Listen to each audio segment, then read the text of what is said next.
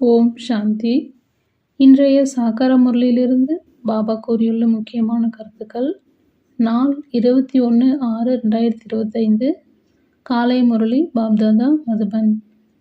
இனிமையான குழந்தைகளே, நாம் 84 பிறவிகளின் சக்கரத்தை முடித்துவிட்டோம் என்பது உங்களின் நினைவிற்கு வந்திருக்கிறது. இப்போது தங்களுடைய வீடு சாந்தி தாமத்திற்கு செல்ல சிறிது நேரம்தான் இருக்கிறது. சிவபாபா கேள்வி கேட்கிறாரு. எந்த குழந்தைகளுக்கு வீட்டிற்கு போக வேண்டும் என்ற நினைவு இருக்கிறதோ அவர்களின் அடையாளம் என்ன? பதில்: அவர்கள் பழைய உலகத்தை பார்த்து கொண்டிருந்தாலும் பார்க்க மாட்டார்கள். அவர்களுக்கு எல்லையற்ற வைராக்கியம் இருக்கும். வேலை தொழில் செய்து கொண்டிருந்தாலும் லேசாக இருப்பார்கள். இங்கு அங்கு என்று வீணான வெளி விஷயங்களில் தனது நேரத்தை வீணாக்க மாட்டார்கள். தன்னை இந்த உலகத்தின் விருந்தினர் என நினைப்பார்கள். ஓம் சாந்தி. சங்கமயுக பிராமண குழந்தைகளாகிய நீங்கள் மட்டும்தான் நாம் சிறிது நேரத்திற்கு இந்த பழைய உலகத்தின் விருந்தினர் என புரிந்து கொள்கிறீர்கள். பாபா சொல்றாரு, உங்களுடைய உண்மையான வீடு சாந்தி தாமம் ஆகும். மனிதர்கள் மனதிற்கு அமைதி வேண்டும் என்று அதைதான் மிகவும் நினைக்கிறார்கள். ஆனால் மனம் என்றால் என்ன, அமைதி என்றால் என்ன, நமக்கு எங்கிருந்து கிடைக்கும் என்று எதையும் புரிந்து கொள்ளவில்லை. இப்போது நம்முடைய வீட்டிற்கு செல்வதற்கு சிறிது காலம்தான் இருக்கிறது என புரிந்து கொள்கிறீர்கள். நம்முடைய வீடு எதுனா சாந்தி தாமம். முழு உலகத்தில் இருக்கும் மனிதர்கள் வரிசை கிரமத்தில் அங்கே செல்வார்கள். அதுவே சாந்தி தாமம் ஆகும். பாபா சொல்றாரு, இது துக்கதாமம் ஆகும். இதை நினைவு செய்வது எளிதல்லவா? பாபா சொல்றாரு, வயதானவர்களாக இருந்தாலும் இளைஞர்களாக இருந்தாலும் யாராக இருந்தாலும் இதை நினைக்க முடியும் அல்லவா? இதில் முழு சிருஷ்டியின் ஞானமும் வருகிறது. அனைத்து விவரமும் புத்தியில் வருகிறது. இப்போது நீங்கள் சங்கம யுகத்தில் அமர்ந்திருக்கிறீர்கள். நாம் நாடகத்தின்படி சாந்தி தாமத்திற்கு சென்று கொண்டிருக்கிறோம் என்பது புத்தியில் இருக்கிறது. இது புத்தியில் இருப்பதால் உங்களுக்கு மகிழ்ச்சி ஏற்படுகிறது, நினைவும் இருக்கும். நமக்கு 84 பிறவிகளின் நினைவு வந்துவிட்டது. அந்த பக்தி மார்க்கம் தனிப்பட்டதாகும். பாபா சொல்றாரு, இது ஞான மார்க்கத்தின் விஷயமாகும். இனிமையான குழந்தைகளே, இப்போது உங்களுடைய வீடு நினைவிற்கு வருகிறதா? எவ்வளவு கேட்டுக்கொண்டே இருக்கிறீர்கள், இவ்வளவு விஷயங்கள் கேட்டுக்கொண்டிருக்கிறீர்கள் என புரிய வைக்கின்றார். பாபா சொல்றாரு, இப்போது நாம் சாந்தி தாமத்திற்கு செல்வோம், பிறகு சுகதாமத்திற்கு வருவோம். தந்தை வந்திருப்பதே புதிய உலகத்திற்கு அழைத்து செல்வதற்காக. சுகதாமத்தில் ஆத்மாக்கள் சுகம் மற்றும் அமைதியில் இருக்கிறது. சொர்க்கத்தில் பாபா சொல்றாரு, சாந்தி தாமத்தில் சாந்தி மட்டும்தான் இருக்கிறது. இங்கேயோ நிறைய குழப்பங்கள் நடக்கிறது அல்லவா? பாபா சொல்றாரு, இங்கே மதுபனிலிருந்து நீங்கள் உங்களுடைய வீட்டிற்கு செல்கிறீர்கள் என்றால் புத்தி வீண் விஷயங்களில் உங்களுடைய தொழில் போன்றவைகளில் செல்லும். இங்கேயோ அந்த தொல்லை இல்லை. ஆத்மாக்களாகிய நாம் சாந்தி தாமத்தை சார்ந்தவர்கள். இங்கே நடிகர்களாக இருக்கின்றோம். நாம் நடிகர்கள் என்பது எப்படி என வேறு யாருக்குமே தெரியாது. பாபா சொல்றாரு, குழந்தைகளாகிய உங்களுக்கும் தந்தை தான் வந்து படிக்க வைக்கின்றார். கோடியில் ஒரு சிலர் தான் படிக்கிறார்கள், அனைவரும் படிக்க மாட்டார்கள். பாபா நம்ம யாருன்னு சொல்றாரு, கோடியில் ஒருத்தர் தான் நாம அப்படின்னு சொல்றாரு. நீங்கள் இப்பொழுது எவ்வளவு புத்திசாலியாகி இருக்கிறீர்கள். முதலில் முட்டாளாக இருந்தீர்கள். இதெல்லாம் நமக்கு தெரியாது இருந்தது. இப்போது பாருங்கள், எவ்வளவு சண்டை சச்சரவுகள் நடந்து கொண்டிருக்கிறது. இதற்கு என்ன கூறலாம்? அனைவரும் தங்களுக்குள் சகோதரர்கள் என்கின்றனர். அதை மறந்துவிட்டனர். சகோதரன் சகோதரனை கொலை செய்வார்களா? ஆம், சொத்திற்காக கொலையும் செய்கிறார்கள். நாம் அனைவரும் ஒரு தந்தையின் குழந்தைகள், சகோதரர்கள் என இப்போது நீங்கள் புரிந்து கொள்கிறீர்கள். ஆத்மாக்களாகிய நமக்கு தந்தை வந்து புரிய வைக்கின்றார் என நடைமுறையில் இப்போது நீங்கள் புரிந்து கொள்கிறீர்கள். பாபா சொல்றாரு, 5000 வருடத்திற்கு முன்பு போலவே நம்மை படிக்க வைக்கின்றார். ஏனென்றால் அவரே ஞானக்கடல் ஆவார். இந்த படிப்பை வேறு யாரும் அறியவில்லை. பாபா தான் சொர்க்கத்தை படைக்கக்கூடியவர் என்பது கூட குழந்தைகளாகிய உங்களுக்கு தெரியும். சிருஷ்டியை படைக்கக்கூடியவர் என்று கூற மாட்டார்கள். பாபா சிருஷ்டியை படைக்கக்கூடியவர் கிடையாது. சிருஷ்டி அனாதியாக இருக்கிறது. சொர்க்கத்தை படைக்கக்கூடியவர் எனலாம். அங்கே வேறு எந்த கண்டமும் இல்லை. இங்கே நிறைய கண்டங்கள் இருக்கிறது. பாபா சொல்றாரு, ஒரு காலத்தில் ஒரே தர்மம்தான் இருந்தது, ஒரே கண்டம்தான் இருந்தது. பிறகு பல்வேறு தர்மங்கள் வந்திருக்கிறது. பல்வேறான தர்மங்கள் எப்படி வருகிறது என்பது இப்போது புத்தியில் இருக்கிறது. முதலில் ஆதி சனாதன தேவி தேவதா தர்மம் இருந்தது. சனாதன தர்மம் என்று கூட இங்கேதான் சொல்கிறார்கள். ஆனால் அர்த்தத்தை புரிந்து கொள்ளவில்லை. நீங்கள் ஆதி சனாதன தேவி தேவதா தர்மத்தை சார்ந்தவர்கள். பதீதமாக மட்டும் மாறி இருக்கிறீர்கள். பாபா சொல்றது, சதோ பிரதானத்திலிருந்து சதோ ரஜோ தமோவாக ஆகியிருக்கிறீர்கள். நாம் ஆதி சனாதன தேவி தேவதா தர்மத்தினர். மிகவும் பாவனமாக இருந்தோம், இப்போது பதீதமாகி விட்டோம் என புரிந்து கொள்கிறீர்கள். நீங்கள் பாபாவிடமிருந்து பரிசுத்தமான உலகத்தின் அதிபதியாவதற்காக சொத்தை அடைந்தீர்கள். நாம் முதலில் தூய்மையான இல்லற தர்மத்தினராக இருந்தோம் என புரிந்து கொள்கிறீர்கள். பாபா சொல்றாரு, இப்போது நாடகத்தின்படி ராவண ராஜ்யத்தில் பதீத இல்லற மார்க்கத்தினர் ஆகிவிட்டோம். ஓ பதீத பாவனா, எங்களை சுகதாமத்திற்கு அழைத்து செல்லுங்கள் என நீங்கள் தான் அழைத்தீர்கள். இது நேற்றைய விஷயமாகும். நேற்று நீங்கள் தூய்மையாக இருந்தீர்கள், இன்று பதீதமாகி விட்டீர்கள். ஆத்மா சொல்லுது, பாபா எங்களை வந்து தூய்மையாக்குங்கள் என அழைக்கிறது. இப்போது இது கடைசி பிறவி, தூய்மை ஆகுங்கள். பிறகு 21 பிறவிகளுக்கு மிகவும் சுகமாகி விடுவீர்கள் என பாபா கூறுகிறார். பாபா மிகவும் நல்ல விஷயங்களை கற்றுக் கொடுக்கிறார், கெட்ட விஷயங்களிலிருந்து விடுவிக்கிறார். நீங்கள் தேவதையாக இருந்தீர்கள் அல்லவா? இப்போது மீண்டும் மாற வேண்டும். பவித்திரமாகுங்கள். எவ்வளவு எளிதாக இருக்கிறது. மிகவும் உயர்ந்த வருமானமாகும். சிவபாபா வந்திருக்கின்றார், ஒவ்வொரு 5000 வருடத்திற்கு பிறகு வருகின்றார் என்பது குழந்தைகளின் புத்தியில் இருக்கிறது. பழைய உலகம் நிச்சயம் புதிதாகிறது. இதை வேறு யாரும் சொல்ல முடியாது. சாஸ்திரங்களில் கலியுகத்தின் ஆயுளை மிகவும் நீண்டதாக மாற்றிவிட்டார்கள். இது அனைத்தும் நாடகத்தின் விதியாகும். பாபா சொல்றாரு, இப்போது குழந்தைகளாகிய நீங்கள் பாவத்திலிருந்து விடுபடுவதற்காக முயற்சி செய்கிறீர்கள். வேறு எந்த பாவமும் செய்யக்கூடாது என்பதில் கவனம் இருக்கட்டும். தேக உணர்வில் வருவதால் தான் மற்ற விகாரங்கள் வருகின்றது. இதன் மூலமாக பாவங்கள் நடக்கிறது. ஆகவே பூதங்களை விரட்ட வேண்டி இருக்கிறது. இந்த உலகத்தில் எந்த பொருளின் மீதும் பற்று இருக்கக்கூடாது. இந்த பழைய உலகத்தின் மீது வைராக்கியம் வர வேண்டும்.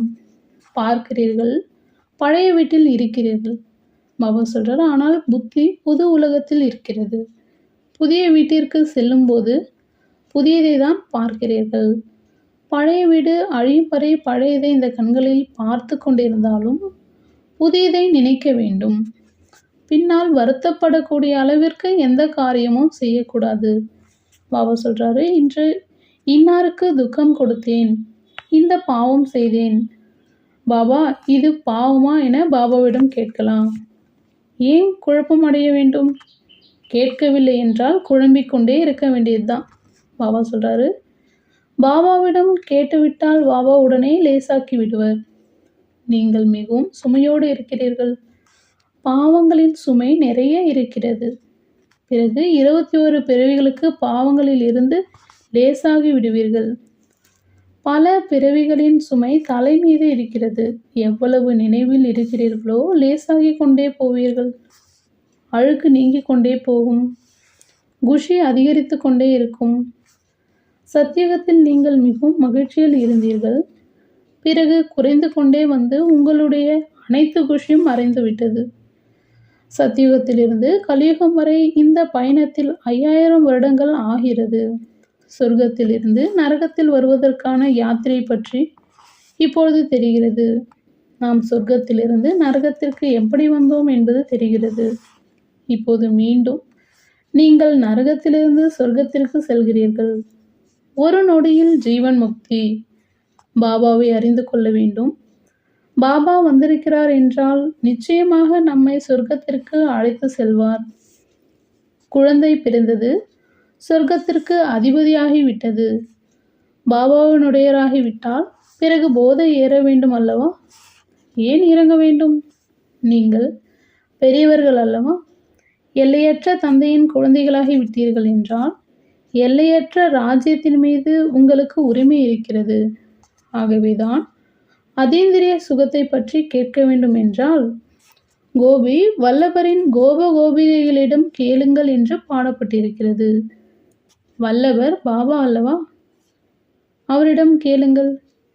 வரிசை கிரமத்தில் முயற்சிக்கேற்ப குஷியின் அளவு அதிகரிக்கும். பாபா சொல்றாரு, சிலரோ உடனே தனக்கு சமமாக மாற்றுவார்கள். குழந்தையின் வேலையே இதுதான். அனைத்தையும் மறந்து தன்னுடைய ராஜ்யத்தின் நினைவு ஏற்படுத்த வேண்டும். நீங்கள் உலகத்திற்கே அதிபதியாக இருந்தீர்கள். இப்போது கலியுகம் பழைய உலகமாகும், புதிய உலகமாக மாறும். இப்பொழுது ஒவ்வொரு 5000 வருடங்களுக்கு பிறகும் தந்தை பாரதத்தில் தான் வருகிறார் என்பது குழந்தைகளின் புத்தியில் உள்ளது. அவருடைய ஜெயந்தியும் கொண்டாடுகிறார்கள். தந்தை வந்து உங்களுக்கு ராஜ்யத்தை கொடுத்துவிட்டு செல்கிறார். பிறகு நினைக்க வேண்டியதில்லை என்பது உங்களுக்கு தெரியும். நம்ம சொர்க்கத்துக்கு போயிட்டோம்னா பாபாவை நினைக்க வேண்டியதில்லை. பிறகு பக்தி ஆரம்பமாகும் பொழுது நினைக்கிறீர்கள். ஆத்மா அனுபவித்திருக்கிறது. எனவே பாபா மீண்டும் வந்து சாந்திதாமம் மற்றும் சுகதாமத்திற்கு அழைத்து செல்லுங்கள் என அழைக்கிறது.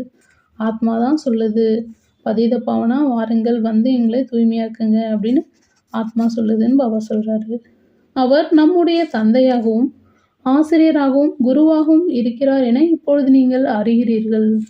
சிருஷ்டியின் முதல் இடைக்கடையின் சக்கரம் 84 பிறவிகளின் ஞானம் இப்பொழுது புத்தியில் இருக்கிறது. பல முறை 84 பிறவிகளை எடுத்திருக்கிறீர்கள், எடுத்துக்கொண்டே இருப்பீர்கள். இதற்கு முடிவு என்பதே இல்லை.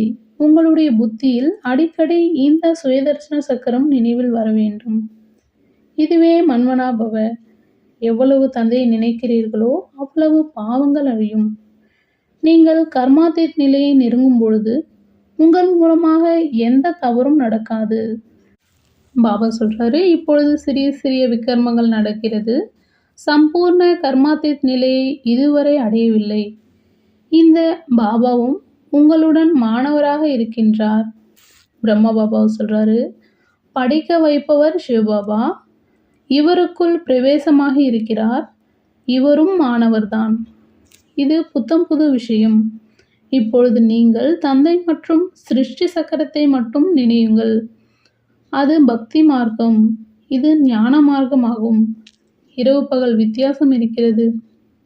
அங்கே எவ்வளவு ஜால்ரா மணி போன்றவைகளை அடிக்கிறார்கள். இங்கே நினைவில் மட்டும் இருக்க வேண்டும். ஆத்மா அழிவற்றது. அழிவற்ற சிம்மாசனம் கூட இருக்கிறது. பாபா சொல்றாரு, அகால மூர்த்தி பாபா மட்டும் கிடையாது, நீங்களும் அகால மூர்த்தி தான். அகால மூர்த்தி ஆத்மா. இந்த புருவ மத்திய சிம்மாசனம் ஆகும். நிச்சயமாக புருவ மத்தியில் தான் அமர்வார், வயிற்றில் அமர மாட்டார். அமிர்தசரஸில் அழிவற்ற சிம்மாசனம் இருக்கிறதல்லவா? பொருள் எதுவும் புரிந்து கொள்ளவில்லை. அகால மூர்த்தி என்று மகிமை மட்டும் பாடுகிறார்கள். அவருடைய அழிவற்ற சிம்மாசனத்தை பற்றி யாருக்கும் தெரியவில்லை. இதுதான் சிம்மாசனம் என்பது உங்களுக்கு தெரியும். அதாவது பாபா சொல்றார், புருவ மத்திய சொல்றாரு, இதில் அமர்ந்து கூறுகின்றார், ஆத்மா அழிவற்றது, சரீரம் அழியக்கூடியது. இது ஆத்மாவின் அழிவற்ற சிம்மாசனமாகும். எப்பொழுது இது அழிவற்ற சிம்மாசனமாக இருக்கிறது, இதை நீங்கள் புரிந்து கொள்கிறீர்கள். பிறகு அவர்கள் அந்த சிம்மாசனத்தை உருவாக்கி பெயர்கள் வைத்து விட்டார்கள். உண்மையில் அழிவற்ற ஆத்மா இங்கேதான் அமர்ந்திருக்கிறது. குழந்தைகளாகிய உங்களுடைய புத்தியில் அர்த்தம் உள்ளது. பாபா சொல்றாரு, ஓங்காரமானவர் என்பதன் அர்த்தம் கூட நீங்கள் புரிந்து கொள்கிறீர்கள். மனிதர்கள் கோயில்களில் சென்று அச்சுதம் கேசவம் என்று சொல்கின்றனர், ஆனால் பொருள் புரிவதில்லை. பாபா சொல்றாரு, இவ்வாறு புகழ் பாடிக்கொண்டு இருக்கிறாங்க. அச்சுதம் கேசவம் ராமநாராயணா அப்படின்னு சொல்றாங்க. இப்பொழுது ராமர் எங்கே? நாராயணன் எங்கே? அது அனைத்தும் பக்தி மார்க்கம் என்று பாபா கூறுகிறார். அதாவது பக்தி மார்க்கத்தில் சொல்றது எதுவுமே அவங்களுக்கு பொருள் புரியாம சொல்றாங்க. ஞானம் மிகவும் எளிதானது. வேறு எதையும் கேட்பதற்கு முன் தந்தை மற்றும் சொத்தை நினைக்க வேண்டும். இந்த முயற்சியை வேறு யாரும் செய்வதில்லை, மறந்து போகின்றனர். மாயை இது போன்று செய்கின்றது. பாபா சொல்றாரு, பகவான் இது போன்று செய்கின்றார் என்ற ஒரு நாடகமும் இருக்கிறது. நீங்கள் தந்தையை நினைவு செய்கிறீர்கள். மாயா உங்களை புயலில் அழைத்து செல்கிறது. மாயையின் கட்டளை பலசாலியுடன் பலசாலியாகி சண்டையிடு. மாயோட கட்டளை அப்படின்னு சொல்றாரு. நீங்கள் அனைவரும் யுத்த மைதானத்தில் இருக்கிறீர்கள். பாபா சொல்றாரு, இதில் எந்தெந்த விதமான படை வீரர்கள் இருக்கிறார்கள் என்பது தெரியும். சிலர் மிக மிக பலகீனமாக இருக்கிறார்கள். சிலர் இடைப்பட்ட பலகீனமானவர்களாக இருக்கிறார்கள். சிலர் மிகவும் பலசாலியாக இருக்கிறார்கள். அனைவரும் மாயையிடம் யுத்தம் செய்யக்கூடியவர்கள். மிக ரகசியமான பூமிக்கடியில் உள்ளது போன்றதாகும். அதாவது மாயை நம்ம கூட யுத்தம் செய்கிறது மிக ரகசியமாக இருக்கும் அப்படின்னு பாபா சொல்கிறாரு. அவர்களும் கூட பூமிக்கடியில் அணுகுண்டின் ஒத்திகை பார்க்கிறார்கள். தங்களுடைய மரணத்திற்காக அனைத்தையும் செய்து கொண்டு இருக்கிறார்கள். இதுவும் குழந்தைகளாகிய நீங்கள் அறிவீர்கள். நீங்கள் முற்றிலும் அமைதியில் அமர்ந்திருக்கிறீர்கள். அவர்களுடையது விஞ்ஞான பலம். இயற்கை ஆபத்துகள் கூட மிகுதியாக இருக்கிறது. அவைகள் யாருடைய வசத்திலும் வராது. அவர் சொல்றாரு, இப்பொழுது செயற்கை மழைக்காக முயற்சி செய்கிறாங்க. செயற்கை மழை பொழிந்தால் தானியங்கள் அதிகரிக்கும். குழந்தைகளாகிய உங்களுக்கு தெரியும், எவ்வளவுதான் மழை பெய்ஞ்சாலும் இயற்கை சீற்றங்கள் நிச்சயமாக ஏற்படும். பாபா சொல்றாரு, ஏவுகணைகளின் மழை பொழிந்தால் பிறகு என்ன செய்ய முடியும்? இதற்கு தான் இயற்கை சீற்றங்கள் என்று கூறப்படுகிறது. சத்தியுகத்தில் இவைகள் ஏற்படாது, இங்கு ஏற்படுகிறது. அவைகள் பிறகு விநாசத்துக்கு உதவி செய்யுது. பாபா சொல்றாரு, எப்பொழுது சத்தியுகத்தில் இருப்போமோ அப்பொழுது யமுனை நதிக்கரையில் தங்க மாளிகையில் இருப்போம் என உங்களுடைய புத்தியில் உள்ளது. நாம் மிக குறைவானவர்களே அங்கு வசிக்கக்கூடியவர்களாக இருப்போம். கல்ப கல்பமாக இது போன்று நடக்குது. முதல்ல குறைவானவர்களே இருப்பர். பிறகு மரம் வளர்ச்சி அடைகின்றது. அங்கு எந்த விதமான அசுத்தமான பொருளும் இருக்காது. இங்கு பாருங்கள், குருவிகள் கூட அசுத்தம் செய்து கொண்டிருக்கின்றன. அங்கு அசுத்தத்திற்கான விஷயம் கிடையாது. அதைதான் சொர்க்கம் என்று அழைக்கின்றோம். நீங்கள் இப்பொழுது புரிந்து கொண்டிருக்கிறீர்கள். நாம் இது போன்ற தேவதை ஆகின்றோம். ஆகையால் மாயை வடிவிலான ஜின்னிடம் இருந்து தப்பிப்பதற்காக குழந்தைகளாகிய நீங்கள் இந்த ஆன்மீக வேலையில் ஈடுபடுத்துங்கள் என்று பாபா கூறுகின்றார். ஜின் என்பது பூதம், மாயா அப்படின்னு சொல்றாரு. மன்மனா பவ, போதும், இதிலேயே ஜின்னாகி விடுங்கள். ஜின்னுடைய உதாரணம் கொடுக்கின்றார் அல்லவா? வேலை கொடு என்கிறது. ஆகையால் பாபாவும் வேலை கொடுக்கின்றார். இல்லையெனில் மாயை, அதாவது ஜின்பூதம் சாப்பிட்டு விடும். பாபாவின் முழுமையான உதவியாளர் ஆக வேண்டும். தனியாக பாபா செய்ய மாட்டார். தந்தை ராஜ்யமும் செய்யவில்லை. நீங்கள் சேவை செய்கின்றீர்கள். ராஜ்யமும் உங்களுக்கு தான். நானும் மகத தேசத்தில் வருகின்றேன் என்று உங்களுக்கு கூறுகின்றார். மாயாவும் கூட முதலை போன்றது. எத்தனை மகாரதிகளை விழுங்கிவிடுகிறது. இது அனைத்துமே எதிரி. தவளையின் எதிரியாக பாம்பு இருக்கிறதல்லவா? இவ்வாறு உங்களுடைய எதிரி மாயா என்பது உங்களுக்கு தெரியும்.